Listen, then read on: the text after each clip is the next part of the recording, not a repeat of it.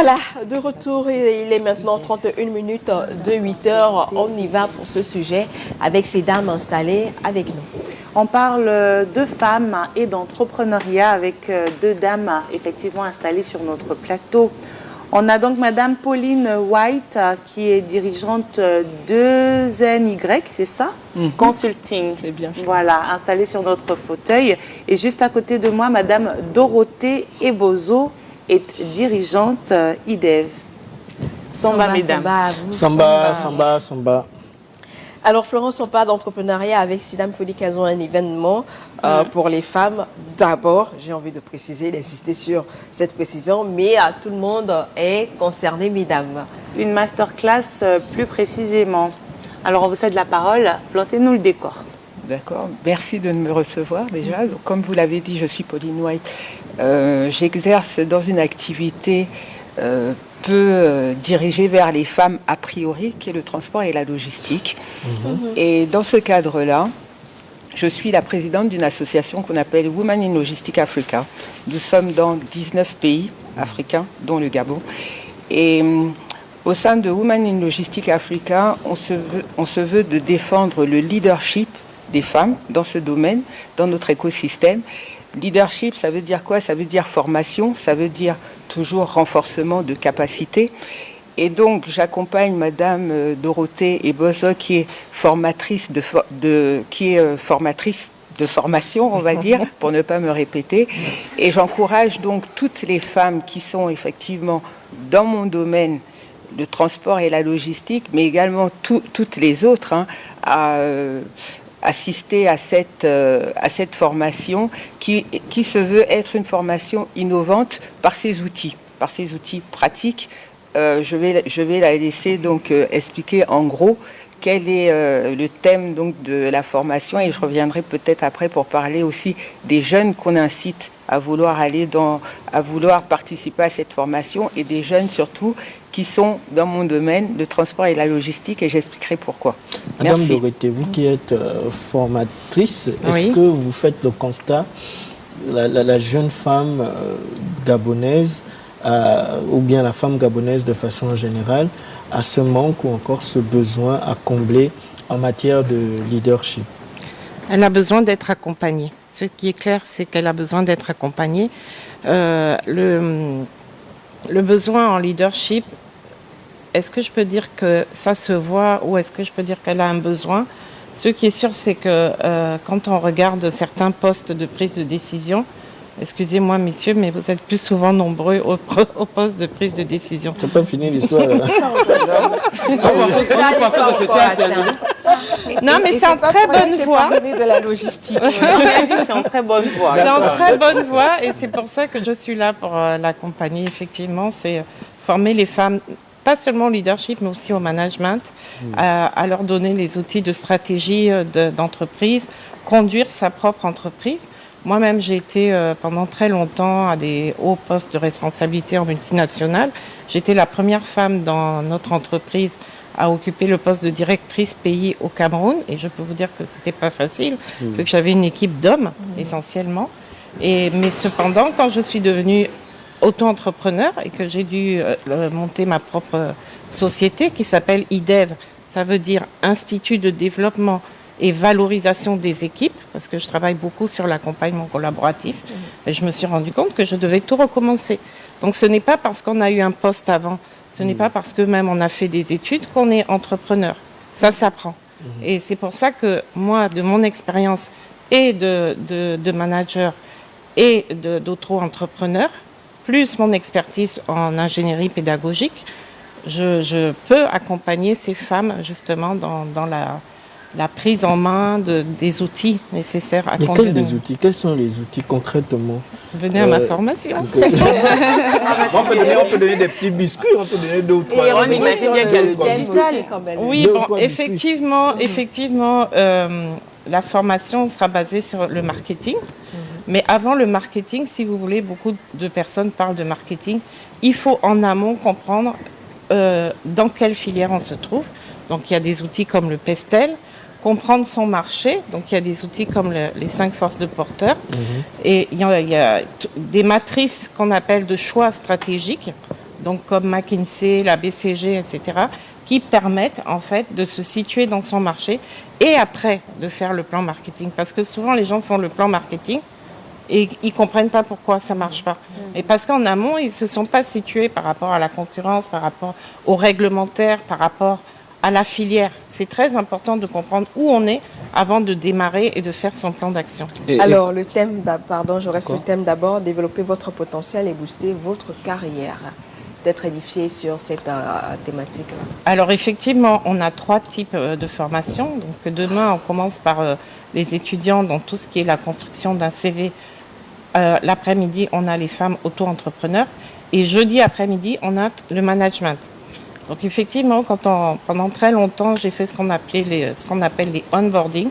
C'est-à-dire que quand un manager était nommé ou entré en entreprise, il fallait l'accompagner. On appelle ça des stages d'intégration. Et des personnes peuvent être nommées managers sans comprendre ce que ça veut dire. Et souvent, elles sont un peu perdues, elles ont des postes. Elles ont l'impression que tout le monde en veut. Voilà, elles ont la pression du regard. Donc en fait, qu'est-ce qu'il faut mettre en place les 3 premiers mois pour que la prise de poste se fasse dans les meilleures conditions?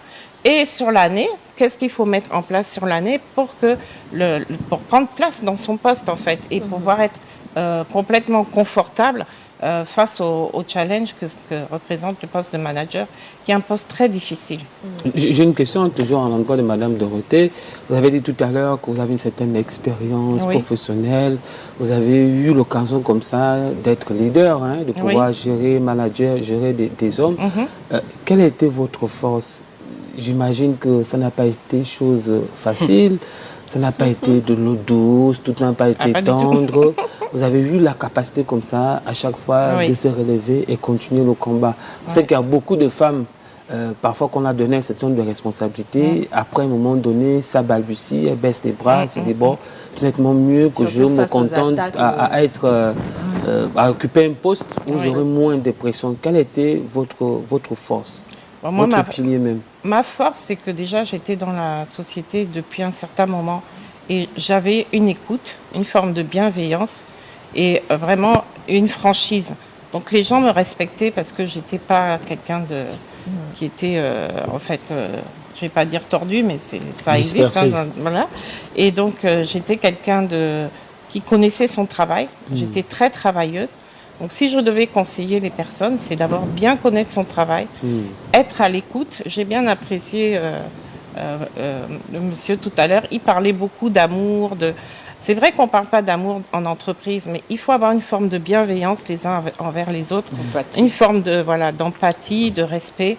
Et donc ça m'a construite et quand je suis arrivée à des niveaux plus hauts, je n'ai pas changé. Je suis pas devenue le grand chef. J'ai couvert 19 pays en Afrique, de l'océan Indien au Sahel. Ça ne m'a pas donné une attitude plus hautaine, pas du tout. Je suis toujours restée la personne que j'étais. Humble et accessible. Voilà, mais travailleuse. Et quand il faut prendre des décisions, il faut les prendre. S'il faut être ferme, il faut être ferme. C'est la règle. Quelqu'un a parlé tout à l'heure de justice. Quand on est juste, quand on est respectueux et à l'écoute, en général, ça marche. D'accord. On revient sur vous, avec vous, madame. Vous parlez d'un secteur qui n'est pas trop embrassé par les femmes. Est-ce que vous pouvez nous expliquer peut-être de votre constat pourquoi cela et quelle est peut-être la technicité qui emmènerait les femmes à ne pas s'y intéresser autant? Alors, je vais vous donner un exemple. Donc, moi, j'ai évolué pendant une vingtaine d'années dans le transport aérien, particulièrement le fret. À l'époque, j'ai intégré Air Gabon en 1996 et j'ai mis en place le département cargo. Je gérais donc, j'avais sous ma responsabilité 150 hommes. J'étais la seule femme. Nous évoluions parce qu'il y a nos mentalités machistes, africaines, où effectivement, quand on n'a pas l'habitude de voir une femme soulever un carton, conduire un Lister ou un camion, il y a des a priori. Donc on vit, et même nous, on éduque nos enfants aussi dans ces a priori-là. Et au début de ma carrière, j'avais affaire parfois à des hommes qui me disaient « je n'ai pas d'ordre à recevoir d'une femme ». Ça se vit encore aujourd'hui. C'est plus beaucoup. Tout à l'heure, c'est plus beaucoup.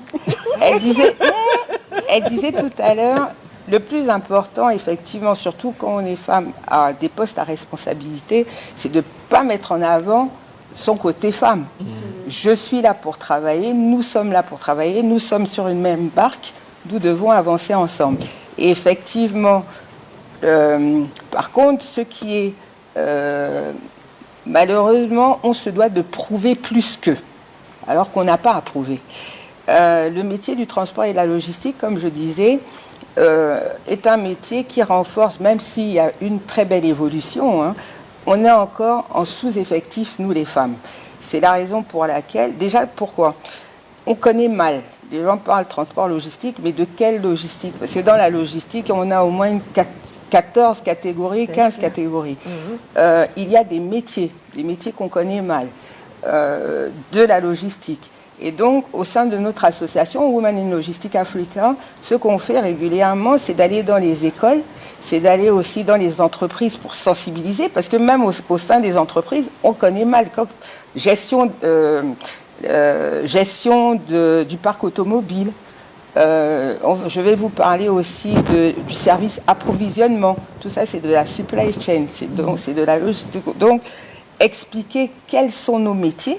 Et maintenant, en fonction des métiers, susciter des vocations ou permettre aussi aux personnes qui exercent ces métiers-là de mieux les appréhender. Donc, par renforcement de capacité, par des...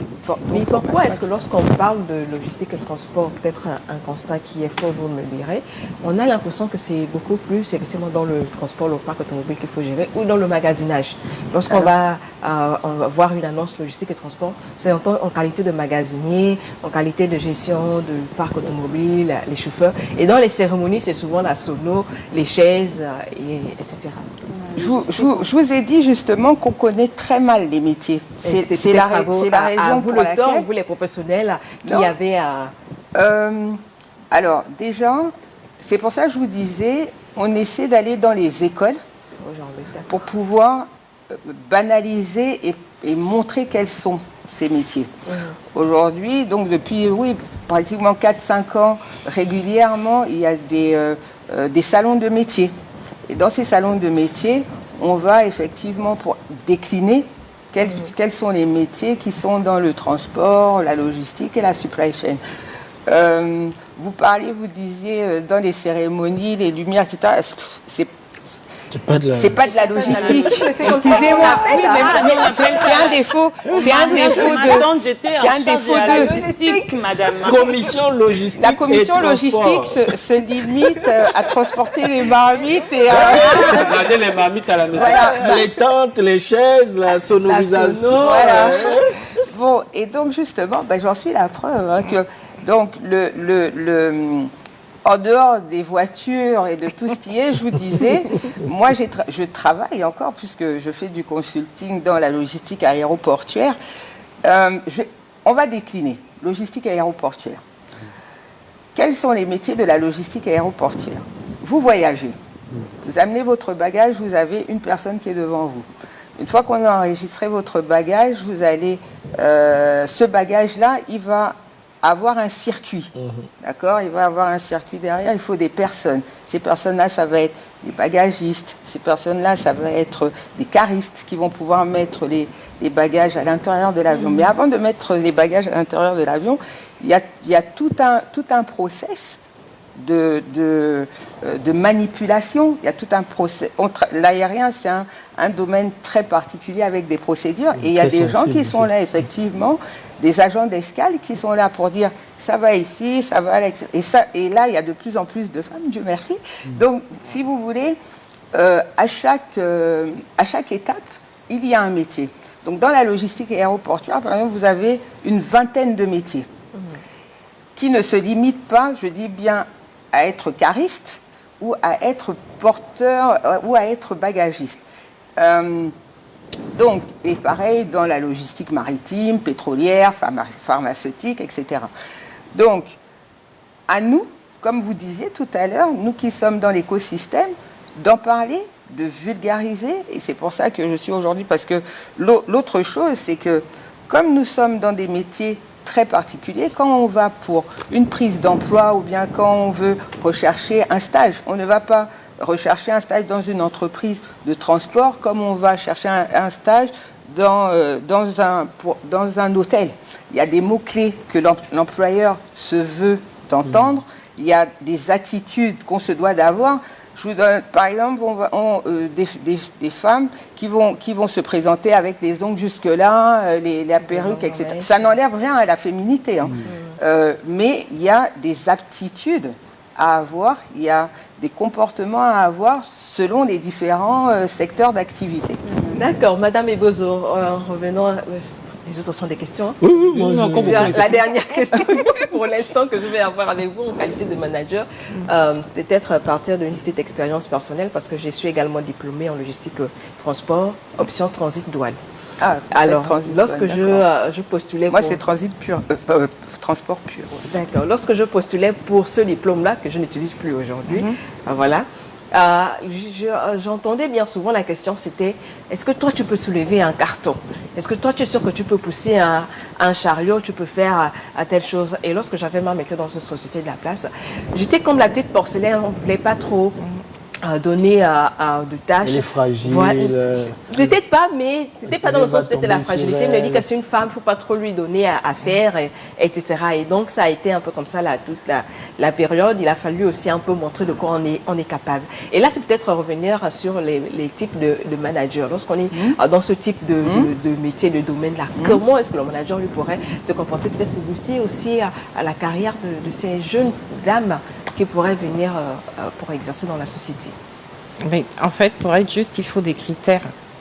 Il ne faut pas dire « oh, la pauvre » sur des critères subjectifs. C'est-à-dire que, comme elle dit, il y a des procédures, il y a des process. Il faut savoir, quand on fait une embauche, on fait effectivement une visite médicale. Est-ce qu'elle est apte ou pas? Mais aussi bien un homme qu'une femme. Ce n'est pas une question de genre. C'est pas une question de genre, c'est une question d'aptitude, comme elle l'a dit. Donc en fait, il y a des process, on fait une embauche, on regarde si la personne est capable. Pourquoi il vous embauche? Pour vous dire après que comme vous êtes femme, vous ne pouvez pas. Ce n'est pas logique. Et puis il y a l'automatisation. Il y a l'automatisation des machines aujourd'hui. Oui. Donc de dire à quelqu'un, à une femme qu'elle ne peut pas porter un carton, là déjà il stigmatise. D'accord. Homme-femme, on fait exactement la même chose. Différemment, mais on fait exactement la même chose par rapport à un poste. À partir du moment où on est dans une filière, et comme elle dit, où il y a eu ce recrutement-là, on a jugé que vous étiez apte à faire pour le poste. Et donc, dans vos sensibilisations, à l'instar de faire découvrir ces métiers qui sont très mal connus, est-ce que vous mettez aussi un point d'honneur à effectivement casser ces stéréotypes-là qui mettent très généralement les hommes en avant par rapport aux femmes, sachant que les aptitudes, au final, ne sont pas basées sur le genre? Absolument. C'est pour ça que je parlais de leadership des femmes dans le domaine du transport et de la logistique. Il doit y avoir des référents. Au sein de l'association, nous avons des femmes justement qui occupent des postes à responsabilité dans différents domaines, que ce soit des pilotes, que ce soit des directrices de départements d'exploitation, pour qu'effectivement ces étudiantes-là, vers qui on va, elles puissent avoir un référent. Moi, quand je leur dis que j'ai travaillé pendant 15 ans à gérer 150 hommes, oui, c'est possible. Donc, effectivement, en dehors de l'aspect familiarité des métiers, il y a aussi l'accompagnement. On a un programme de mentoring où effectivement on donne des clés, parce que ça s'apprend. On donne le mindset. On donne des clés pour que le mindset soit suffisamment fort pour pouvoir aller vers l'environnement, vers son environnement. Et surtout, casser les stéréotypes. Parce que comme je vous disais tout à l'heure, on est toujours dans une société, même si au Gabon quand même un peu moins, mais ça demeure. Ça reste là et on se doit de casser les stéréotypes liés au genre. En parlant des stéréotypes dont vous avez fait allusion tout à l'heure, et surtout l'accompagnement que votre association met à la disposition des jeunes, mais également des femmes. Au-delà le renforcement des capacités et également la recherche de l'emploi. Depuis la création de votre plateforme associative, quel est le retour que vous avez aujourd'hui de l'insertion de ces jeunes dans le monde du travail? Alors, ce que nous avons fait, parce qu'une association, elle n'est pas là pour trouver du travail, elle est juste là pour accompagner. En revanche, on a un contrat avec un cabinet de recrutement qui s'appelle Hommes et Développement, qui, justement, s'est spécialisé dans le recrutement dans ces métiers. Donc, ces jeunes-là qu'on a la chance d'encadrer, et où ces personnes qui ont besoin de trouver un emploi, on les oriente auprès du cabinet Hommes et Développement, et là, c'est leur métier. Nous, au sein de l'association, et souvent les gens font un amalgame, on n'est pas là pour trouver du travail à nos membres. On est juste là pour accompagner, pour aider, d'accord? On se veut être une association bienveillante, citoyenne. On paye des formations aussi. Par exemple, la formation que Madame Ebozo va donner, l'association va payer pour 5 personnes. Vous voyez, donc ça, c'est ce qu'on fait. Mais on n'est pas là pour trouver du travail. Moi, quand je vous écoute, j'ai l'impression que la masterclass s'adresse à une certaine élite féminine. Ah bon? Qu'est-ce qui vous donne cette impression? Les éléments de langage, ce que vous dites, j'ai l'impression, parce que même quand vous parlez d'auto-emploi ou encore d'étudiants, c'est l'élite. Maintenant, après, c'est à vous de nous dire que c'est ouvert à tout le monde. Oui, les étudiants font indirectement partie de ces élites en devenir. Étudiants, voilà. Oui, tout à fait. Donc, j'ai l'impression que ça s'adresse à l'élite féminine.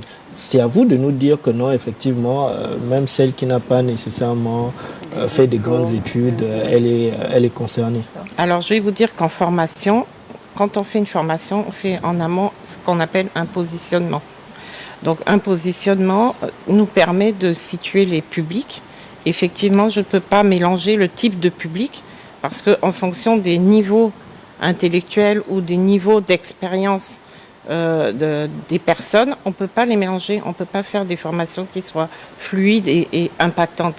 Donc c'est une première formation, effectivement, qui cible des personnes, on n'a pas donné de diplôme, hein, mais effectivement, il faut avoir au moins 2 ans d'expérience en tant un an d'expérience en tant qu'auto-entrepreneur, parce que quand on va faire la formation, il faut qu'il y ait de la matière. Il faut que la personne sache de quoi on parle. Ce n'est pas tant le diplôme que de comprendre ce par quoi on est passé et ce qu'on n'a pas mis en place ou ce qu'on a déjà bien fait pour pouvoir avancer. Donc là, on n'a pas fait en fait de prérequis. Par contre, effectivement, pour les CV, cette première formation, donc demain, on fait pour le matin les étudiants. Là, on a demandé un bac au minimum. Parce que là, il faut que je prépare des étudiants qui veulent avoir un stage ou avoir un emploi. Donc, je vais leur apprendre à chercher les mots-clés, à comment répondre à un emploi de manière structurée. C'est quelque chose que je fais depuis longtemps. Et la formation, si Marie me permet, ça peut prendre pour être véritablement bien formé, est-ce qu'un seul jour de formation ne pourrait pas être un petit goût inachevé? Est-ce qu'en un seul jour, on a la possibilité d'être véritablement productif, performant? Ou bien il y a une suite après cela? C'est une très bonne question. En réalité, ce que je fais, c'est un programme de formation. D'accord. Donc, et là, c'est 3 heures. Chaque formation cible des compétences particulières. Donc, effectivement, la personne ne sort pas frustrée vu qu'elle est venue pour cette compétence-là. Et après, on continue. Si elle veut monter en compétences, si elle veut renforcer ses capacités, on y va crescendo. Et c'est mieux parce que quand on fait des formations où il y a trop d'informations, il n'y a rien qui est retenu. Vous avez souvent le format un peu le B2B, le mentoring, pour au moins se voir l'évolution de la personne? On va mettre ça en place justement avec Willa. C'est-à-dire que quand des personnes sont formées en CV, déjà moi je peux faire du coaching, pas de développement personnel. Moi je fais vraiment du développement professionnel, du développement de compétences. Donc en termes de coaching professionnel, on fait ce qu'on appelle des plans de développement de compétences individuelles. C'est-à-dire que personne par personne, si elle estime que là, elle préfère être suivie de manière individuelle, je peux le faire. Mais à l'issue de cette formation, de ces formations qu'on va donner là, on a reprogrammé la suite pour juin. D'accord, on les booste, informations utiles. on On est à la fin. On est à la fin. Les informations. Allez-y à la masterclass. Vous allez bien parler. Il reste 3 Il minutes. reste 3 minutes, on est un anniversaire. Voilà. Les coûts, le lieu, à l'heure et voilà. C'est vraiment les informations utiles. Qui est invité? Est-ce que nous autres, on peut venir? Alors, je rebondis, effectivement, la formation n'est pas exclusive aux femmes. Tout le monde peut venir. Alors, elle va se dérouler donc au sein du cabinet HD Développement qui se trouve pas très loin de UGB à Nombakele, donc à Libreville. Les 2 premières formations démarrent demain. Donc, demain 5 mars. La première, donc celle des étudiants, ça sera de 9h à 12h30. La deuxième pour les auto-entrepreneurs, de 15h à 18h30. Ensuite, ça sera donc jeudi, le 6. Après-midi. Et après-midi, oui, toujours de 15h à 18h30 pour les managers débutants. D'accord. Voilà. Peut-être un numéro de téléphone en cas d'information supplémentaire. Absolument. Alors, vous pouvez appeler le 077 95 62 24. Nous avons également les pages Facebook de 2NY Consulting et de IDEV, ainsi que les pages LinkedIn, où vous pourrez voir toutes les informations relatives à ces formations-là. D'accord. Florence. On raccompagne nos 2 dames entrepreneurs qui venaient d'ailleurs nous inviter à cette masterclass qui se tiendront très prochainement. Et on réitère, les hommes peuvent y prendre part. Zorès et Emmanuel, vous irez compléter vos questions. Allez. Merci Madame Dorothée Bozo et merci à Madame Pauline White. C'est nous qui vous remercions. Je vais vous poser C'est ma une question. transition. On revient et on va souhaiter un bel anniversaire à ce monsieur.